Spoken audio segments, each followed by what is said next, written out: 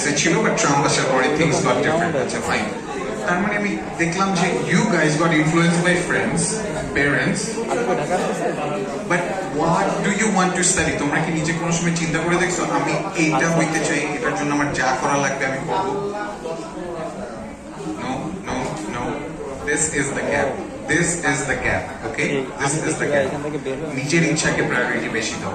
don't go for আমার friends আছে, আমার রিলেটিভস আছে, আমার বাবা মা এটা বলছে, ইউ নো হোয়াট, হ্যাঁ যেতে পারবে একটা সার্টেন স্টেজ, একটা সার্টেন পয়েন্ট পর্যন্ত, বাট তারপরে যে না নিজের ভিতরে একটা রিয়েলাইজেশন আসবে যে আমি কেন করতেছি না, আমি তো করার পর আমি ভালো রেজাল্ট আনতে পারতেছি না, কিন্তু আমার ইচ্ছেই সো আই উড সাজেস্ট, আমি বেসিক্যালি মাস্টার্স স্টুডেন্ট বেশি অ্যাকচুয়ালি, সো আই টেল যে নিজের মন, নিজের ইচ্ছা যেটা হতে চায়, try to do that, don't get